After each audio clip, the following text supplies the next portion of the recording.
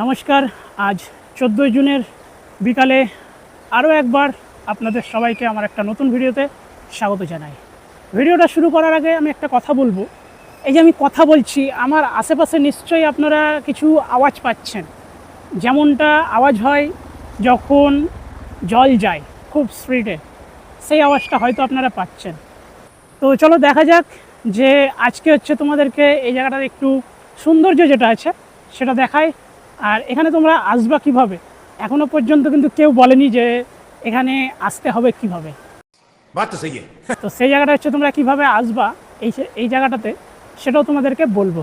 সব জায়গাতেই যেমন আমি আমার সাইকেলকে সেফটিভাবে রাখি, এখানেও কিন্তু আমি আমার সাইকেলকে তালা মেরে, পাইপের সাথে তালা মেরে রেখে দিয়েছি। আর এখানটায় কিন্তু জলের খুব জোরে আওয়াজ হচ্ছে। আর এখানটায় কিন্তু একটা ব্যারেজ আছে, ঠিক আছে? দেখে নাও। প্রথমে তোমাদেরকে আমি ব্যারেজটা দেখিয়ে দিই। এবার চলো। আর এই যে এখানটা একটা বিএসএফ কাকু আর্মি ডিউটি আছে। তো চলো এবার এই দিকটাতে যাওয়া যাক। এখান থেকে নামতে হবে আমাদেরকে সেই সমুদ্রের অনুভূতি পাওয়ার জন্য। আর তোমরা নিশ্চয়ই বুঝে গেছো যে আমি কোথায় এসেছি।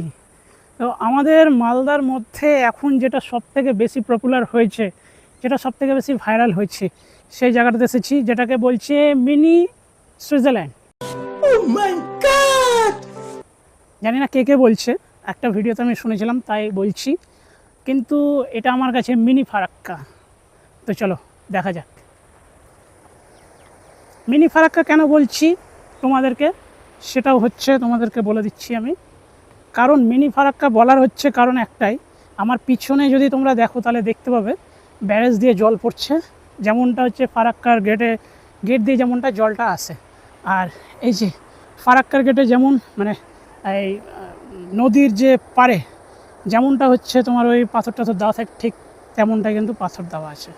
আর এই যে এই জায়গাটা এখান থেকে দেখো কতটা সুন্দর লাগছে দেখতে। এইটা একটা রেল লাইন পথ, ঠিক আছে? এদিক দিয়ে একটা লাইন আছে আর এদিক দিয়ে একটা লাইন আছে, তো অসুবিধা নাই। এখানটায় লাইন সিঙ্গেল লাইন করা আছে। তো ট্রেন গেলে একটাই ট্রেন যাবে, তো ডবল ট্রেন আসার কোনো অসুবিধা নাই। এদিক দিয়ে একটা, ওদিক দিয়ে একটা। এইটা রেলের যে পাটরিটা সেটা। তো তোমরা যদি এদিক দিয়েও আসো তাহলে কোনো অসুবিধা নেই, কিন্তু মাথায় রাখবে যে সিকগুলি, রডগুলো যেগুলো আছে সেগুলোর উপর দিক দিয়ে পা দেবে, তাহলে কোনো অসুবিধা হবে না। আর যে এই সাইডটাতে দেখো কত সুন্দর লাগছে দেখতে ভিউটা। আর এই যে ভিউ। তো চলো আমি যাব ওই সিঁড়ি দিয়ে নামবো, তাহলে তোমাদেরকে একটু ভালো করে দেখাতে পারবো। আর যেহেতু আমি এসেছি বিকালের টাইমে, তো সেই জন্য এখানটা কিন্তু অত কাউকে স্নান করতে দেখা যাচ্ছে না। তো দুপুরবেলা যদি আসতাম তাহলে হয়তো দেখতে পেতাম। আচ্ছা, এখানে নামার আগে চলো আগে এদিকে এদিক দিয়ে উপর দিক দিয়ে ওঠা যাবে, চলো দেখা যাক।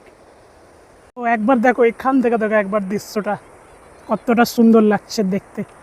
তো জানি না যারা আমার ভিডিও দেখে কাছের মানুষ, তারা এই ভিডিওটা দেখে আমাকে কি বলবে।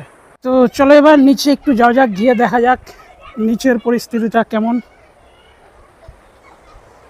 নিচে এইরকম সিঁড়ি বাঁধানো আছে, আর এই যে ঘাট এখানে। আর এখানটা কিন্তু সবাই স্নান করতে আসে, ঠিক আছে? এইটাই হলো মালদার পপুলার হিডেন প্লেস, বা বলতে পারো ভাইরাল স্পট।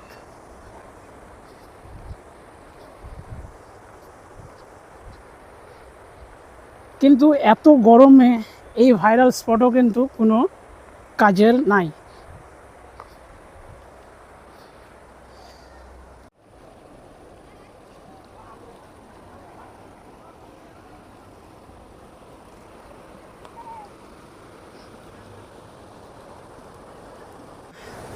ঘোরালাম, তোমাদেরকে দেখালাম পুরোটা, ওই উপর থেকে শুরু করে নিচ থেকে শুরু করে পুরোটাই দেখালাম। আমাকে দেখে মনে হচ্ছে না যে আমি স্নান করে উঠলাম। হ্যাঁ, গরমটা এতটাই লাগছে। তো যাই হোক, গরম লাগলেও কী হবে, এনার্জিটা লস হয়নি, এনার্জি আছে। আর এবার তোমাদেরকে বলে দিই যে তোমরা এখানে আসবে কিভাবে।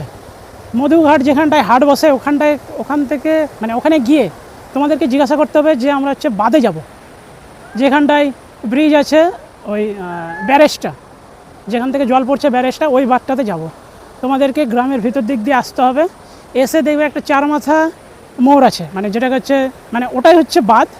ওই 4 মাথা বাঁধের ওখানটায় এসে তোমাদেরকে মানে যেদিক দিয়ে উঠবে সেদিক থেকে ডান হাত দিয়ে যে পাতলা রাস্তাটা যেটা চলে যাচ্ছে সেটা আসবে হচ্ছে যে এই দিক দিয়ে, এই রাস্তাটা দিয়ে আসবে।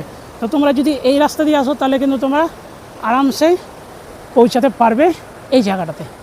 আর তাও যদি না বুঝতে পারো তাহলে আমাকে কমেন্ট করবে, আমি বলে দেবো যে কীভাবে আসতে হবে। তো এই ভিডিওটা যদি ভালো লেগে থাকে তাহলে লাইক করে দিও, যদি কেউ চ্যানেলে নতুন এসে থাকো তাহলে চ্যানেলটা সাবস্ক্রাইব করে নিও। চলো দেখা হবে নতুন কোনো ভিডিওতে, ততক্ষণের জন্য বিরতি নেব। সবাই ভালো থাকো।